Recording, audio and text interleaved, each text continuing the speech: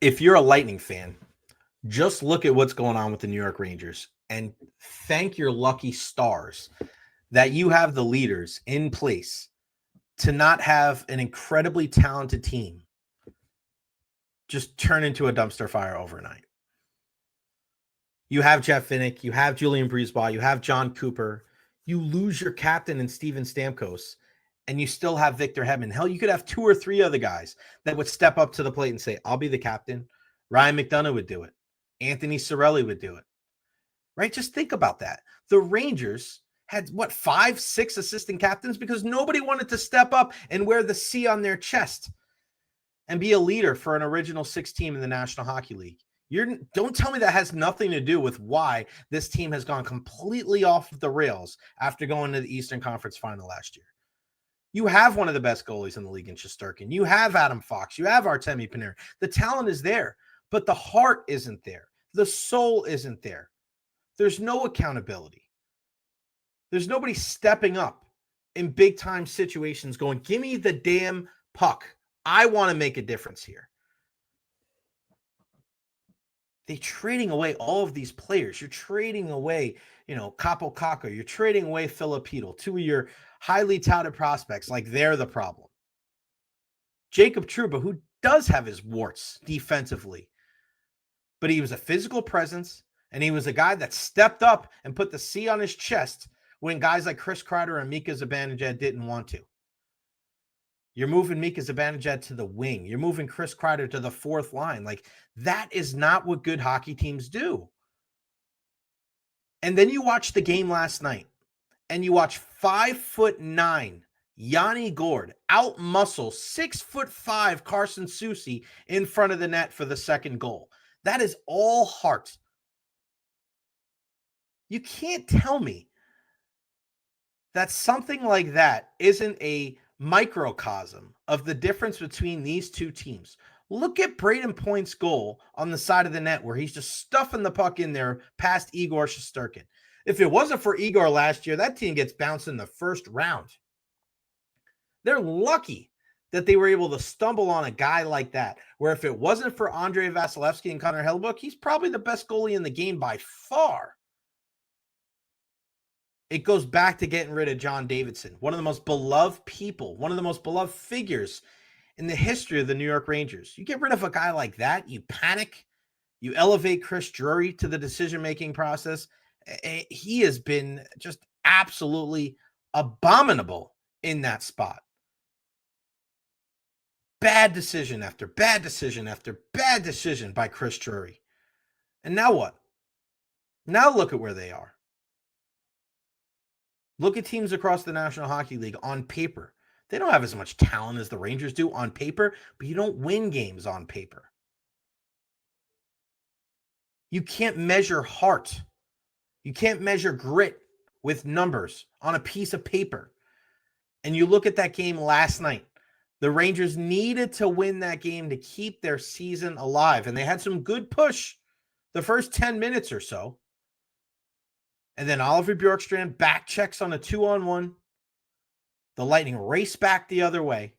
They score a goal. And then in classic 2024-2025 New York Rangers fashion, they melt. 3 goals in a little over a minute and a half. Embarrassing. You are the team that inhabits the world's most famous arena, and that is the type of effort you put out. You should be ashamed of yourselves. Sam Rosen, a mentor, a guy that is a huge reason why I got into this business. It's his last year, and that is the type of crap that you put on for display that Sam has to call in his final season with the Blue Shirts. That entire organization should be ashamed of themselves.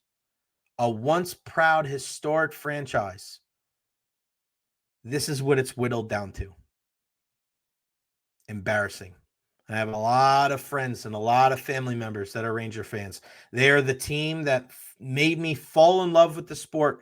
That 1994 team will always have a place in my heart. Mark Messier guaranteeing victory in Game 6 of the Eastern Conference Final, and then scoring a hat trick against Martin Brodeur and the New Jersey Devils, and then winning Game 7 on an overtime goal by Stéphane Matteau, and then going and beating the Vancouver Canucks in the Stanley Cup final in Game 7 with Brian Leetch winning the Conn Smythe. Where is that team gone? Where is that team with the heart and the soul and doing whatever it takes to win? Don't know. That was over 3 decades ago. And it's no surprise that they haven't been back there since. That's why we should feel very grateful that we support the Tampa Bay Lightning, because you can question some of the play. You can question, some of the talent. You can question some of these things that maybe don't go well for the Tampa Bay Lightning, and maybe some of the roster moves that have made the last couple of years, getting rid of Ryan McDonough, not re-signing Steven Stamkos. But one thing you're never going to do, you are never going to question the heart and the hustle and the work ethic of this Tampa Bay Lightning team. Not going to happen. And that's why going into the postseason, the Bolts have a great chance at making another long playoff run, and the Rangers are going to be golfing in 2 weeks. I hope they have their tee times booked for Bethpage Black or Wingfoot and Mamaroneck, or you want to go out east somewhere on Long Island. And good job. Go work on your swing on your 3-iron. Get that 5-iron ready, because you're going to be on the outside looking in come postseason time, and they have nobody to blame but themselves. So again, I said this before the call before, it even stretches to the Bucks.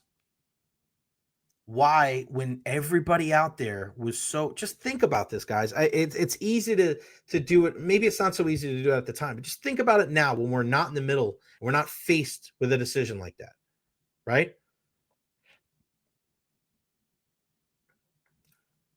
Get rid of Todd Bowles and bring in a guy like Liam Cohen, change that leadership. Is that a smart move? Lightning gets swept in the first round by the Columbus Blue Jackets. Fire John Cooper?